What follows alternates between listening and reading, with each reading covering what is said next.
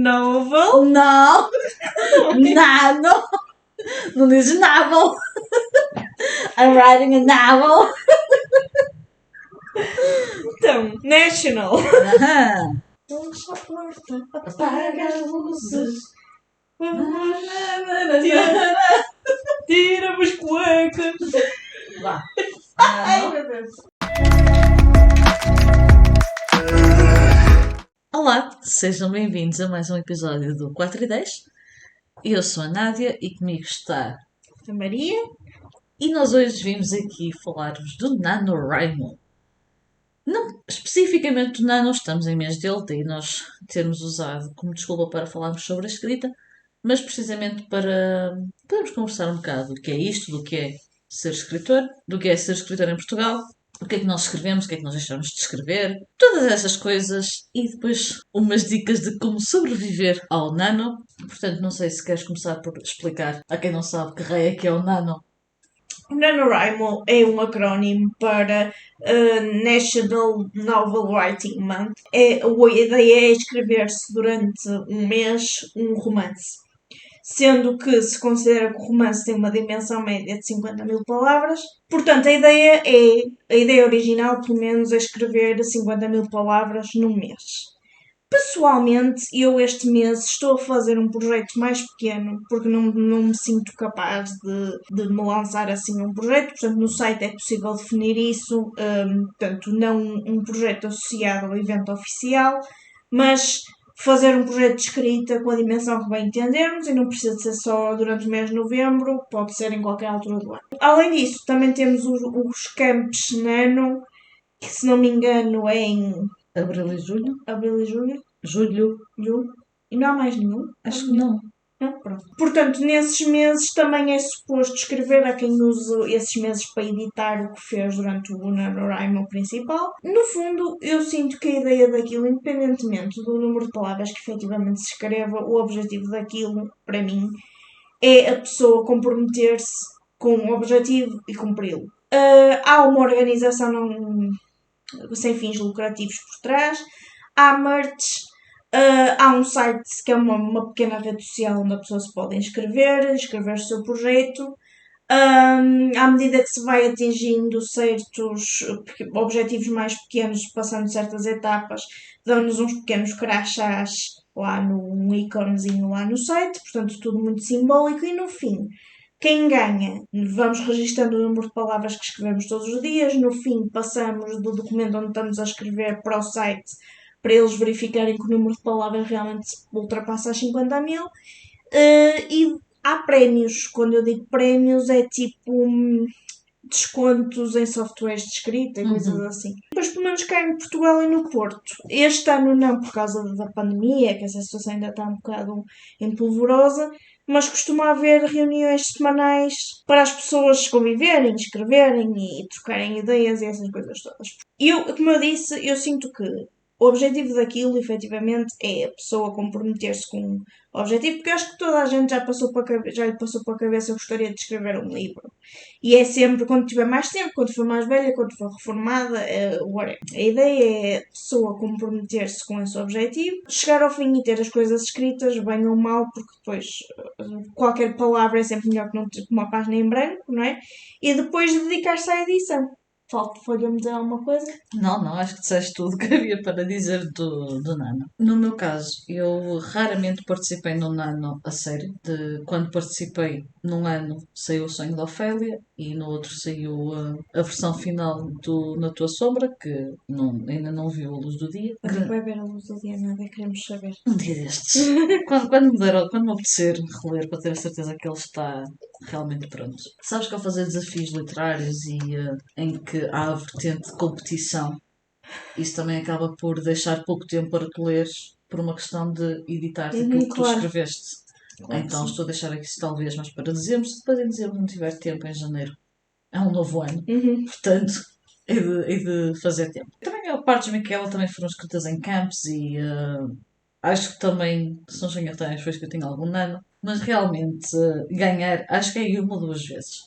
Mas lá está, tal como tu disseste, isso aí de ser vencedor do Nano é mais a questão simbólica da coisa, até porque para quem vive em Portugal e para quem vive nos States, normalmente as empresas são de lá, tem outro peso, porque eles lá têm até parcerias com gráficas e coisas assim, que te dão esses descontos que em Portugal é dentro tão grosso. Este ano não estou a fazer Nano, porque não me sinto, neste momento não me sinto com vontade de escrever. Eu sei que isso vai um bocado contra o facto de querer ser escritora ou autor, ou o que quiserem chamar, e que deveria forçar-me a escrever mesmo não querendo, mas cada um sabe, sim. E então, Deus sabe. Vou usar o que dizem. Não me sinto mesmo com vontade neste momento para escrever. Aliás, vocês não sabem, vou-vos dizer em primeira mão, vá, mas eu e a Maria temos um projeto de escrita conjunta. Portanto, nem a minha parte ainda eu fiz. Já pensei nela. E a brincar, já passou uma semana. Eu não sei como é que esta semana passou tão rápido. Mas já passou uma semana e de vez em quando vem uma ideia que eu deveria escrever a minha parte. E depois, passado 3 segundos, já não me lembro que alguma vez me lembrei tal coisa. Não tenho sentido vontade de escrever nem de me dedicar a alguma coisa. No entanto, o Nano é fantástico não só para te obrigar também a escrever, mas sobretudo para desenvolveres o hábito de escrita. Porque tu todos os dias, para chegar às 50.000 palavras, tens que escrever uma média de 1666 por dia. Portanto, vamos arredondar isso para 1700, que é mais fácil dizer a falar. O facto de escreveres 1700 páginas durante um dia, durante 30... Pois, enganei-me. 1700 palavras. Sabes que era escrever 1700 páginas num dia? Se tu escreves uma letra por página é capaz de dar. É capaz de dar. Se tu escreves 1700 palavras, não páginas, 1700 palavras por dia, durante 30 dias, tu vais chegar ao fim do mês com o hábito de escrita criado. Certo. Portanto, também é muito importante para implementar esse hábito. Sim. Eu acho que não é... Eu não sei se é bem um hábito na medida em que eu acho que como hábito, na generalidade dos casos, na generalidade das vidas das pessoas, não é sustentável. Eu acho que uma parte das pessoas não consegue diariamente escrever 1000 e tal palavras. Sim, até porque lá está, aí entra um bocado a questão do... A primeira semana é tudo muito giro, e na primeira e a segunda começa a perder a vontade de viver, e a partir da segunda vida, a partir da segunda semana, tu já estás a escrever já só por teimosia, porque tu já escreveste durante metade do mês, agora também levas o resto até ao fim. Ou seja, isto aqui, tendo em conta a minha experiência com o ano, não foi sempre essa, é que chega ali a meio do mês, eu já estou ansiosa que chegue o final do mês, só para não ter que voltar a escrever outra vez todos os dias. Porque assim, eu não sou Stephen King, sou paga para fazer aquilo, não só faz aquilo porque gosta. Claro. Não é propriamente. Pois é, como eu te digo, eu acho que mais é criar o hábito, mas mais do que isso é criar a sensação. Eu uma vez li um livro sobre a felicidade, que ele era um psicólogo que escrevia sobre a felicidade e como alcançar a felicidade. E o que ele dizia era que, por exemplo, tinham sido feitos estudos em que se dizia que os estudantes eram bastante mais felizes que as outras pessoas. Porquê? Porque tu estás sistematicamente a ter objetivos e sistematicamente a cumprir metas. Fora da escola, essas metas muitas vezes ou são autoimpostas ou não existem. Tu vais vivendo no dia a dia, os dias são todos iguais. Portanto, eu acho que é a questão de criares uma meta para ti, cumprires aquela meta naquele tempo, mesmo que esteja uma porcaria, mesmo que depois seja para deitar ao lixo, mas aquilo de eu fui capaz de, deixa-te muito mais apta até ao resto das coisas que não têm nada a ver com a escrita. Portanto, eu acho que também é isso, é a pessoa mostrar a si mesma e haver um mecanismo de te mostrar que és capaz de fazer uma coisa. O Nano em específico, como sobreviver ao Nano? É fácil, é escrever em todos os momentos livres que uma pessoa possa ter. Tu vais à casa de banho, eu sei que nós já tivemos esta discussão. Outra vez a casa de banho. Tu levas o telemóvel atrás, enquanto estás lá em 5 minutos escreves uma frase, 2 frases que sejam, já é mais do que tinhas antes de ir à casa de banho. Ou seja, é levar ao extremo ou aproveitar qualquer instante. Sim, eu mais que a casa de banho, porque eu continuo a achar que a casa de banho é sagrada. Salve seja, não vamos entrar outra vez em conversas sobre casa de banho, mas eu acho que, por exemplo, uma boa altura para a pessoa aproveitar até com o telemóvel, um caderno, o que seja, é o transporte público. Quem anda de transportes públicos. E há muitas, e cada vez melhor, os softwares do, como é que é? São basicamente aquelas tretas que vocês falam. Scrivener. Não sei se tem essa. Não, tu falas para o telemóvel e ele escreve aquilo que tu estás a dizer. É claro que ele vai escrever aquilo que entende, que às vezes tu vais a ler nem tu própria te lembras do que é que disseste, e não é através daquilo que tu vais lembrar. Sim. Mas também há muita gente que utiliza esse tipo de estratégias enquanto fazem o jantar. não têm tempo para escrever, mas estão ali a ditar ao telemóvel, acabam por ter alguma coisa com que trabalhar Uhum, 5 minutos antes de ir para a cama, ou nem que uhum. seja no mês seguinte. Mas pronto, sempre é um bocadinho mais. Isso também. Eu pessoalmente nunca o fiz, porque nunca encontrei nenhum software decente, ou porque eu falo à moda de Uhum. caralho e ele não percebe, Ah, ou moda de então não carro. sei. Mas acho que é bastante interessante e bastante útil para quem realmente não tem mesmo 5 minutos para estar sentado à frente do Claro, computador ou com o telemóvel na mão a escrever. Ou porque tu não vais de transportes públicos, mas vais de carro, não vais estar a escrever claro, enquanto conduzes.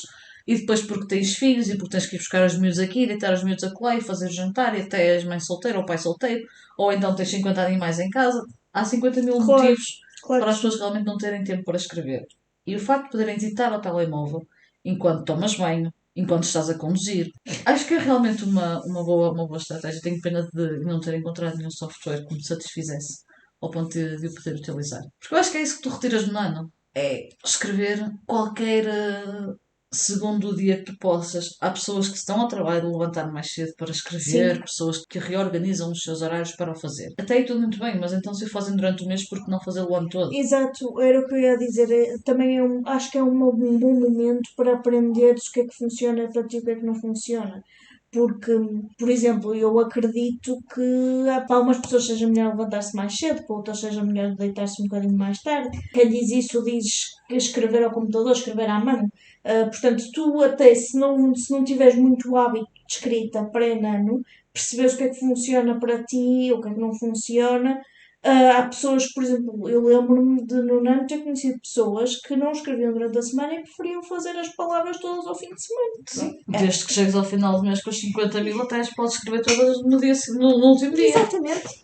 Há pessoas que preferem, por exemplo, na primeira semana escrever 10 mil palavras por dia, o máximo de tempo que conseguirem, para depois o resto do mês não terem aquela pressão. Podem escrever Exato. uma por dia que chegam ao final do mês. Já não sei, mas há grupos de Facebook e em todas as redes sociais sobre o Nano e há pessoal a escrever às 70 mil palavras por dia. E eu Uhum. fico, parvo. Digo, how? Como? Sim, Digam-me o vosso segredo. claro. Isto leva-me a outra questão que tu mencionaste, que é pessoas que gostavam de escrever um livro, uma vez na vida, escrever um livro. E eu primeiro gostava de perceber de onde é que veio essa obsessão, porque escrever um livro não te torna mais ou menos do que ninguém. Uhum. Portanto, particularmente pessoas que não têm interesse na escrita ou na literatura em si, eu acho esse objetivo de vida, ou esse nem é quase um objetivo de vida, é quase um objetivo de ano novo. Ah, eu vou perder peso, vou para um ginásio, vou escrever um livro. Não consigo perceber que sentido é que faz para uma pessoa para quem os livros são secundários, não são importantes na vida. Qual é a cena de ter um livro escrito? Ok, eu vou tentar fazer uma análise. Faz, porque lá está. Eu provavelmente até estou errada. Pronto. E Em estou a primeiro pensar, lugar, pois estás? eu acredito que aí o foco. Há casos em que o foco possa não ser tanto a escrita como a imaginação. Imagina uma pessoa que até nem gosta muito de escrever, nem tem a grande aptidão, vamos dizer assim, se bem que é uma coisa que se treina, mas pronto. Mas tem uma imaginação muito viva e gostava de dar forma. E a escrita é a forma mais acessível do que, por exemplo, fazer um filme, não é? Sim. Isto por um lado. Portanto, talvez seja um bocado essa a questão de querer dar forma ao que se passa no universo pessoal de cada pessoa. Por outro lado, eu acho que às vezes são pessoas que têm esse objetivo de infância e de adolescência e que não dão let's go, sabes? E não Uhum. largam. Ou melhor, eu não quero dizer que tu não estás alguma coisa errada por tu dizeres que sempre quiseste escrever um livro, não é isso. O que eu estou a dizer é que se calhar uma coisa que fazia muito sentido para ti na infância agora pode até não fazer, Exato. porque já não és aquela pessoa, mas não largas o osso, sabe? Seja. E por último, eu acho que tem muito a ver com a questão do posicionamento social, porque apesar do escritor não ser a profissão, vamos dizer assim, ou a arte mais valorizada na sociedade, não só na sociedade portuguesa, mas na sociedade ocidental no geral. Continua-se a dar valor às histórias e aos contadores de histórias, mas por outros meios que já não tanto da literatura. E depois também depende dos círculos que estamos a falar, não é? Uhum. Eu acho que fica bem tu enches a boca e dizes que escrevi um livro. E eu acho que também é um bocado isso, as pessoas querem os louros, querem O estatuto. o estatuto, exato, que não há nada de errado com o estatuto, mas o estatuto não deve ser o objetivo da Exatamente. coisa, percebes? Portanto, eu acho que é um bocado isto, que é as pessoas... E depois é assim, há outra coisa, que é... Há pessoas que gostam muito de se ouvir falar. Tipo nós a fazermos um podcast. Exatamente! Pois, exatamente. Mas Tu repara numa coisa que é, nós fazemos o podcast, as pessoas, quem nos está a ouvir, vêm ter connosco, porque assim o deseja. Há pessoas Obrigada, amigos. Exato. Exato. Há pessoas que gostam de se ouvir falar e falam. Portanto, eu acho que é um bocado aquela do está aqui isto, portanto, deixei a minha marca no mundo. Depois também é isso, é a necessidade. Todos nós, tendencialmente vivemos vidas muito insignificantes. Ou seja, por favor, não me cancelem. Todas as pessoas têm muito valor, o valor inerente do ser humano, tudo muito bem. Mas a maior parte de nós vive a Não vida. deixam uma marca no mundo. Não deixam uma marca no mundo que não tem mal nenhum. Exato. Muitos de nós vivem a vida a perceber que pronto, é viver dia a dia e há pessoas que a felicidade mais cotidiana não lhes chega. Há pessoas que querem deixar a marca no mundo. Eu estou convencida que é um bocado por isso que muita gente quer ter filhos. Quer deixar um prolongamento de mim mesma aqui. E eu acho que também essa é um bocadinho a lógica. Tu repara aquela velha coisa que se não é bem ditado popular, mas que se costuma dizer que só viveste a vida quando tiveste um filho, escreveste um livro e plantaste uma árvore. Estava precisamente a pensar nisso, porque são as 3 coisas que ficam. Exatamente, ficam além de ti. E eu acho que é um bocado isso, porque depois tu repara, para seres realizadora de um filme, por exemplo, tens que ter acesso a um conjunto de meios, precisas trabalhar em equipa, precisas ter outras pessoas. Tu para fazeres uma música, precisas não só de ter acesso a esses meios também e a outras pessoas, como portanto, um conjunto de materiais e meios materiais, não é? Como um conjunto de habilidades. Porque assim, tu repara, a maior parte das pessoas aprendeu a ler e a escrever aos 5, 6 anos. Não há muita gente a saber tocar instrumentos. Sim. Portanto, no fundo, o que eu acho é que é uma forma de arte que aos olhos da maior parte das pessoas também é mais acessível. Portanto, é muito mais fácil dizer eu vou escrever um livro do que eu vou lançar um álbum. Isso é outra coisa que me tira particularmente do sério. Que é, a maior parte das pessoas acha que escrever um livro é chegar ali, abrir o Word, o Google Docs, whatever the fuck as pessoas utilizam para escrever, cagar umas palavras e está feito. E eu juro-te que é a mesma coisa que me mexe com os nervos. Esse tipo de pensamento. Tudo muito bem que em Portugal já toda a gente sabe e não vale a pena estar a bater no ceguinho que a cultura não é valorizada e porque se tu vais ao teatro porque vais a uma exposição de arte automaticamente és um pseudo-intelectual porque gostas de coisas. Aliás, eu cheguei a ter pessoas aqui há uns anos a chamarem-me alternativa, não por eu me vestir de preto ou a gostar de música, Que só faz barulho. de música não tão comercial, mas precisamente porque gostava de ir a museus, porque gostava de ler, porque gostava de coisas mais relacionadas com a cultura. E, no entanto, eu nunca meti os pés num teatro. Não, pronto, fui ver uma vez uma peça qualquer quando andava na escola, mas isso não conta. As minhas fontes de lazer eram consideradas alternativas, porque a minha cena de lazer não era ir para uma discoteca, não era ir para um shopping, não era ir para a praia. Era uma coisa assim, e é do género. Em Portugal, isso não é valorizado. Mas basta olhar lá para fora, e eu sei que a América, em particular, não é exemplo para ninguém. No entanto, eles acreditam que a escrita é uma arte. Eles, não só, aliás, eles acreditam que a escrita é uma arte e é um a escrita ofício. é uma arte. É como a escultura, é como a pintura, é como a música. Há camadas que tu tens de aprender, há coisas que tens de descobrir, há coisas que tens de trabalhar. Não é chegar ali à frente do computador, estar uma hora a escrever, ou lá está, ou escrever as 50.000 palavras no mês, voltando andando. Não é isso que faz de ti escritor. Claro. É assim, também se calhar estou a ser um bocadinho mazinha demais. Não é no sentido, não é isso que faz ser escritor. Eu mas acho que não há nada. perceber que escrever é mais do que isso. É uma coisa que tu tens de aprender a fazer. Não é só porque aprendeste no primeiro ano a fazê-lo Claro. que está feito. Não. Há mais a trabalhar. Eu ia dizer que não há nada, eu acho que não há nada de errado em tu abrires o Word e escreveres umas palavras, se achas. Eu, por exemplo, nunca me fui muito dada a isso porque acho que faz sempre uma borrada monumental, não é? Mas há pessoas para as quais pegar numa tela e tintas e pincéis e fazer uns borrões, pintar umas telas, umas coisas, sim. uns borrões, é super relaxante e não sei o quê, não é por isso que são pintores. Enquanto que há pessoas que sem formação nenhuma são grandes artistas. Portanto, o que eu quero dizer é, não é tanto uma questão elitista de quem é que tem formação e quem é que não tem. Não é tanto uma questão também ela elitista de quem é que tem coisas publicadas e não tem. É questão da intencionalidade com que tu chegas às coisas.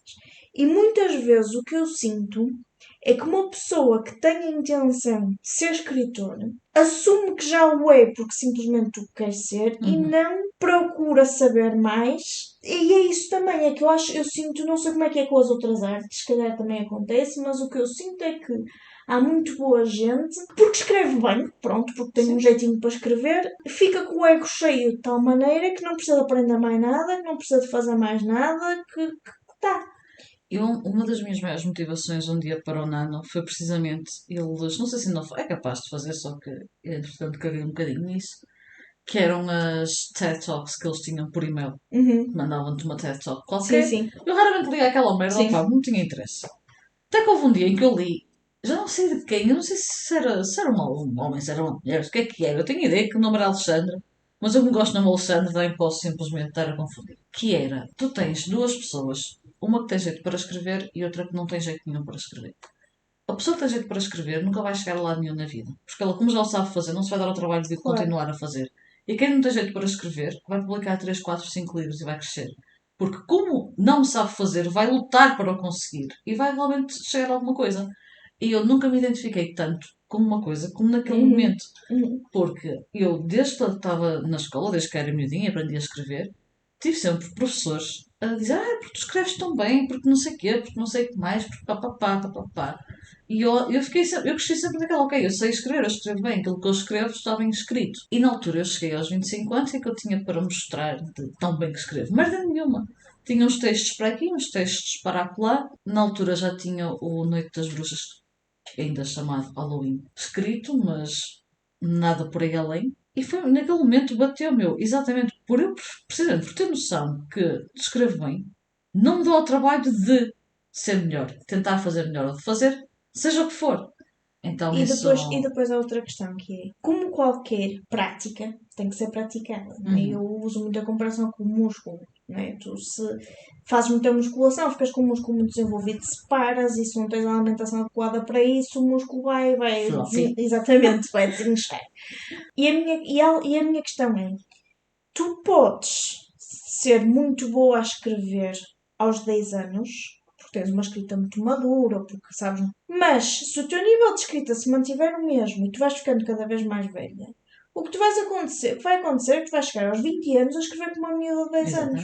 Portanto, o facto de nós sermos muito elogiadas numa certa fase da vida na escola, se não nos mexemos, mesmo que na altura nós escrevamos a um nível de maturidade superior, quando ultrapassarmos essa idade, quer dizer, já não escrevemos assim tão bem, não é? Eu andava ali de volta dos 13, 14 e eu na altura escrevia uma história de fantasia, não sabia lá o que é que era fantasia, sabia lá o que era subgéneros da literatura. E eu lia em adulta e eu fiquei com tanta vergonha daquilo que estava ali escrito.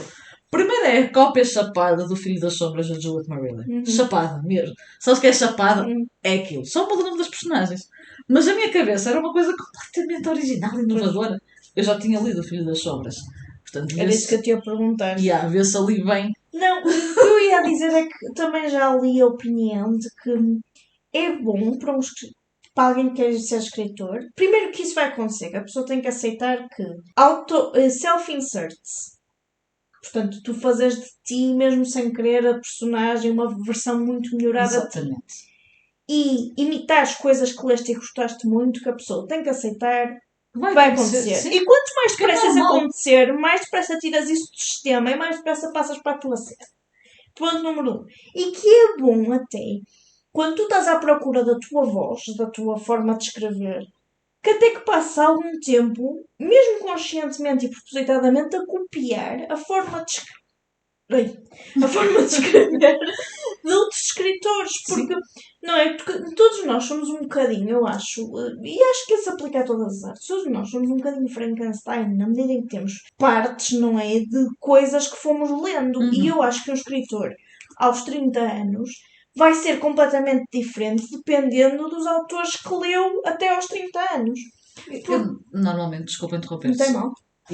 A minha escrita, eu dava o cozinho em 5 tostões para que a minha escrita fosse uma mistura da luxúria da escrita de Anne Rice com a magia dos ambientes, tudo de Juliet Marillion, com o Female Empowerment da Uhum. Anne Bishop. Uhum. Adorava que fosse tipo uma mescla perfeita dessas três. Uhum. Não é. Pois, Quem me dera a mim que fosse, mas não é. pois, o que eu quero dizer é que provavelmente tu serias uma escritora completamente diferente se por acaso nunca tivesse lido nenhuma dessas Sim. autoras, percebes? Tudo isso é ok. O que realmente não é ok é tu copiares outras pessoas e venderes aquilo que meteu, mas isso já é um todo um outro conjunto de Sim. coisas. Houve uma coisa que eu. E depois outra coisa, desculpa, aceitar que mais que procurar uma história original, o que é importante é a forma como contamos ser original. Porque histórias originais É muito difícil hoje em dia. há milhões de anos que o ser humano está cá e que conta histórias, sejam elas escritas ou não, é muito difícil, estatisticamente mesmo, encontrar uma história absolutamente original. Exatamente. O que é que está muito em voga ainda na literatura de há alguns anos para cá? Retellings. Retellings. Let that sink in. Retellings. É exatamente a mesma história contada de outra perspectiva. Exatamente. Com outros elementos. Exatamente. Não é por causa disso que perde o seu valor, porque ao fim e ao cabo, ao fim e ao cabo e ao fim do dia, tu estás apenas a ler uma história. Independentemente de ser com lobisomens, de ser com mortos-vivos, de ser com, sei lá, gárgulas ou whatever. Eu só há muito pouco tempo e fiquei mesmo com muita pouca pena. Com muita pouca pena, what the fuck, o meu cérebro desistiu de viver agora. E foi com muita pena minha que eu descobri, porque já foi mesmo muito tarde, ou seja, eu já escrevi bastante antes de descobrir, bastante, não foi tanto quanto isso, mas pronto. E atenção que eu desde novinha que sempre, lá está, também se calhar por ser sempre muito puxada nesse sentido, puxada por professores, sobre escrever. Sempre tive isso dentro de mim, de que realmente gostava de ser uma escritora consagrada. Não precisava de vender tanto como o Stephen King ou como a Sarah J. Maas, embora se pudesse comprar uma casa e viver da escrita era bom, mas realmente queria deixar a minha marca, vá, através da escrita. Já foi muito tarde, já depois de eu tomar a decisão de realmente escrever for a living, não viver da escrita porque não consigo, mas fazer da escrita o meu dia a dia, que eu descobri que a escrita não é só chegar ali e escrever umas merdas. Há muita coisa que é preciso ser estudada. Só que ou tu pagas bastante bem. Nós não temos o podcast para mandar shade, seja a quem for, mas não me foda. A partir do momento em que pedem 250 € por 10 horas para aprenderem a escrever, metam 250 € pelo cu acima. É tão simples quanto isto. Porque depois é claro que as pessoas não dão voz aos seus sonhos, porque vives num país de chupistas, em que querem 25 € por hora para te dizerem, olha, A mais A é igual a A. Claro, porque tu repara, por acaso a Jenna Moracy que eu te falei, ela diz uma coisa que é: há muitos recursos online gratuitos, é só saber usá-los, nem precisa de curso nenhum. Ela é nos Estados Unidos há imensos licenciaturas até esse nível. Ela é formada em tipo contabilidade. Ela, antes de ser escritora, ela era contabilista, financeira, essas coisas. Portanto, o que ela disse é: eu nunca entrei, exceto esses cursos assim, desde livros da biblioteca, nem sequer precisas de comprar, até o YouTube, os próprios vídeos dela, tu tens muita coisa. Ela nunca entrou numa aula de escrita há nesse muitos sentido. recursos gratuitos. Exato. Não é assim, eu acho bem, porque também é assim, se tu trabalhas naquele sentido, é justo que queiras uma remuneração Claro por que aquilo. sim. Há que ajustar a remuneração à realidade daquilo que tu tens. Não é qualquer pessoa em Portugal, ainda por cima num cenário em que nós temos pacotes de leite a custarem 1€, e estamos a falar das marcas mais rascas que existem, um pacote de farinha a custar 1€, um pacote de açúcar a custar 1€ e tal. Não é qualquer pessoa que vai ter 250 paus para dar por 10 horas, amigo. Olha, I can't, I really can't, isto mexe-me com os nervos. Pronto. Porque tu repara numa coisa, tu estás a pagar 25€ por hora. E não é só tu. Imagina que ele dizia assim: o curso é para 10 pessoas. Ou mínimo de vaga 10 pessoas. E só aparecia uma. E essa pessoa queria muito. E ele fazia o preço de 250€, que é de género. Era aquilo que eu ia cobrar 25€ a cada uma. Portanto, se quer que eu abra o curso só para si, pronto. A pessoa queria ou não queria.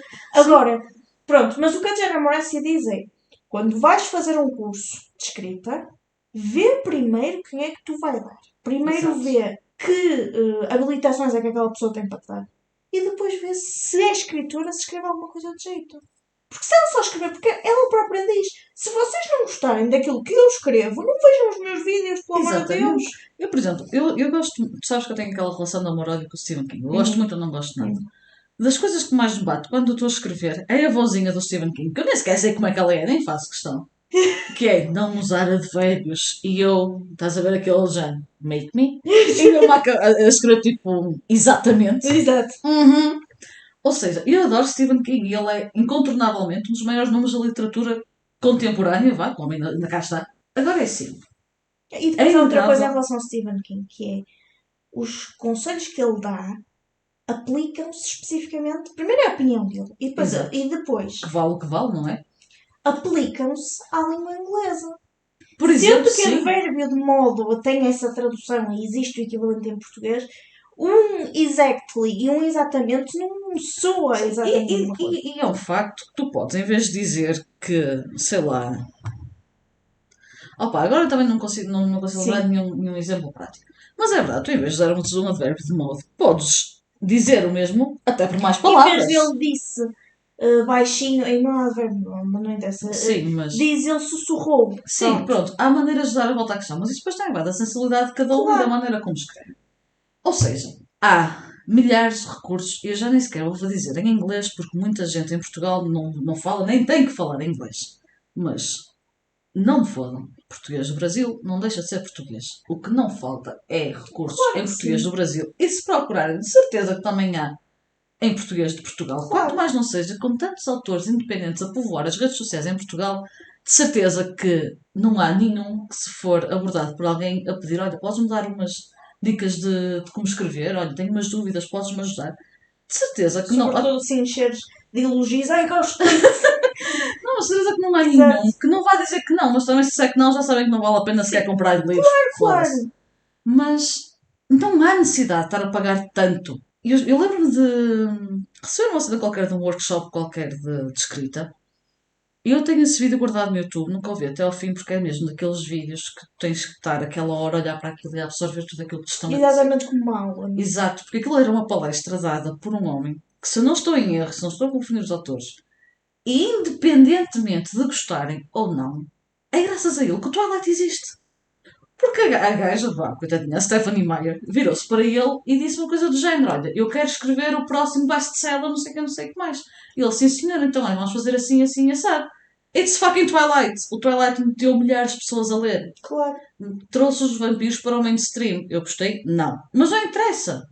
Abriu caminhos nunca antes, não era nunca antes, mas que de outra forma iria ser muito difícil trazer vampiros para o mainstream.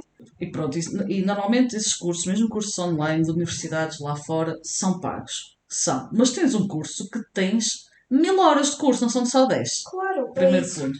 E segundo, mais uma vez, o que está disponível naquele curso é o ponto de vista dos professores que te estão a dar o curso. E eles não estão a dizer nada que tu não consigas encontrar de borda da net. Vai da credibilidade que tu atribuis a cada pessoa e também às vezes saber filtrar, porque nem tudo o que se te ensina num curso de escrita te interessa. Claro. Por mais importante que seja saber o que é escrita, e é claro que há coisas que são transversais, independentemente do género que tu decidas escrever, mas há coisas que, lá está, não são tão interessantes ou tão importantes para ti enquanto escritor. E eu acho que há certas coisas, posso estar enganada, mas eu acho que há certas coisas que não se ensinam. E eu acho que tu... Lá está, a sensibilidade enquanto escritor. Exato. A sensibilidade é diferente para qualquer pessoa, mas não sei, acho que há um limite a partir do qual qualquer pessoa tem essa sensibilidade, mas levá-lo um bocado mais além não é qualquer pessoa que o consiga fazer. E não é num curso, ou por 10 ou por 20, ou que tu passes o resto da tua vida, que vais aprender. Por exemplo, o terror em específico. Eu sinto que o terror é uma coisa para ser pensada e para ser escrita. Exige um mindset muito específico. Mais do que, por exemplo, o romance. Eu não estou a dizer que o romance também não tenha especificidades, mas... Porquê que os romances funcionam? Porque o romance, obrigatoriamente, responde a um clichê. Por isso é que as histórias de romance são todas iguais. Porque lá está. Não há, quero pensar fora da caixa. Não há isso. Para escreveres um romance, tens obrigatoriamente que seguir aquela fórmula, porque ela existe para isso. Se tu queres ser publicado por uma editora a sério, e eu até estou a falar mais de uma realidade fora de Portugal, porque a maior parte dos cursos que eu fui fazendo foi em realidades Sim. estrangeiras. Nenhuma editora te pega num romance que não responda àquela fórmula, Certo. porque é aquela fórmula que vende. Eles não estão interessados em saber outra fórmula qualquer, porque é aquela que vende, enquanto for aquela que vende. E sempre foi essa que vendeu, e sempre será. Portanto, um romance não pode ser igual a uma cena de terror, pegando aquilo que estavas a dizer. Especificamente porque o romance tem isso, mas pronto, continuando aquilo que estavas a Pronto, o que eu dizer, estava a faz dizer, todo sentido. porque o que eu estava a dizer é, o romance, eu sinto que, eu sinto que tu eu sinto que tu para escreveres o que quer que seja tens que gostar daquilo que estás a escrever. Eu como não sou muito dada a romances no geral, eu não me vejo a escrever uma história só romântica com o clímax é quando eles se juntam ou whatever. Portanto, tem que haver sempre outras componentes. Mas o romance, eu sinto que o romance é mais.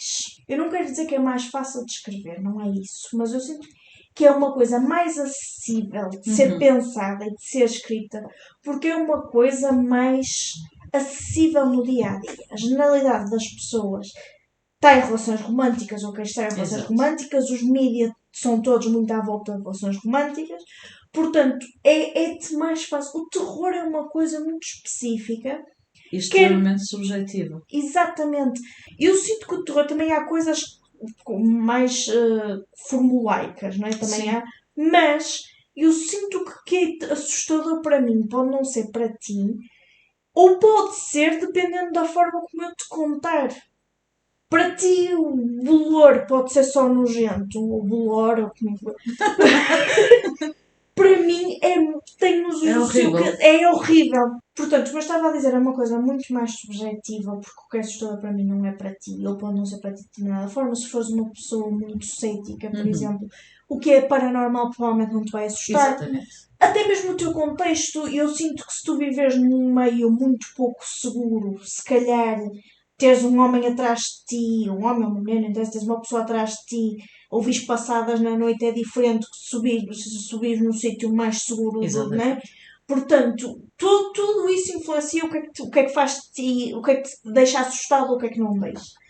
E eu acho que é preciso. Não quero ser demasiado poética nem nada do género, mas eu sinto que às vezes a pessoa para escrever terror precisa de viajar ela própria a sítios um bocado escuros da própria alma. E para escrever romance, ou para escrever ficção histórica, ou para escrever. Não necessariamente. Portanto, isto para te dizer que eu sinto que estas coisas podem ser ensinadas na medida em que eu acho que podes ter um mentor. Eu gosto muito da ideia de mentor. Eu gosto muito da ideia de teres alguém que até te possa transmitir algumas coisas, seja a nível presencial, porque conheces a pessoa e trocas ideias, seja mentor no sentido em que, por exemplo, lês os livros, vamos ter-nos a falar, vamos falar outra vez, lês os livros todos de Stephen King, lês tudo aquilo que ele diz sobre escrita, vês tudo o que encontras no YouTube dele a falar sobre todas as masterclass dele. Portanto, vês nele um mentor, ok, mas a verdade é que essa viagem ao lado mais escuro da tua alma, da tua psique, aquilo que seja, não se ensina. Portanto, fazer uma oficina de escrita, ok. Uma oficina de escrita de terror, aulas de escrita de terror, eu não digo que seja impossível, mas eu sinto que há um cerne, há um núcleo duro naquilo que é escrever para assustar e mexer com medo que não se ensina. Eu não podia estar mais de acordo contigo, a sério. Porque lá está, há coisas que são. Sendo que isto também se pode aplicar ao romance na medida em que há um núcleo duro de tudo o que é transmitir e provocar emoções, sejam elas quais forem, que não se transmite e que não se ensina. E que tu podes seguir a fórmula toda e se chegar ao fim do teu livro não ser na mesma grande coisa porque não tem grande alma, ou porque as personagens não são muito verídicas, ou porque não sentes que há química entre aquele casal, ou aquilo que seja. Mas eu sinto que é mais fácil de transmitir mais dicas a esse nível do que como provocar medo. Não sei explicar. Eu acho que estás-te a fazer entender bastante bem. Muito obrigada, muito obrigada. E depois é assim, há coisas que são, lá está, transversais a todo tipo de ficção, neste caso, acerca de ficção, que é as estruturas narrativas, porque podes escolher entre uma de. Não há tantas quanto isso, e depois há mais variações do que outra coisa. Os atos e as jornadas, e Sim, não sei o quê, sim. e há os arquétipos das personagens. Por exemplo, se nós formos buscar um exemplo, não a maior parte, mas que meteu grande parte da minha geração a ler, que foi o Harry Potter. O Harry Potter não deixa de ser a jornada do herói, que é Como o Senhor dos Anéis. exatamente, que é mais conhecido que o Tremoço. Só que a fórmula ali resultou de uma maneira, foi uma numa centena de escritores que teve o livro, que depois de ser recusada 30 vezes, lá quantas vezes é que ela foi, que realmente conseguiu. Ou seja, esse tipo de coisas pode ser fantasia, pode ser romance, pode ser terror, pode ser ficção científica, pode ser o que vocês quiserem. Há fórmulas transversais a todas. E eu estava a ver, passei aqui os últimos minutos a ver se encontrava, só é assim, eu tenho lá dentro, só que não preciso lá dentro buscar isso. Porque dois livros que eu gostava de deixar como referência.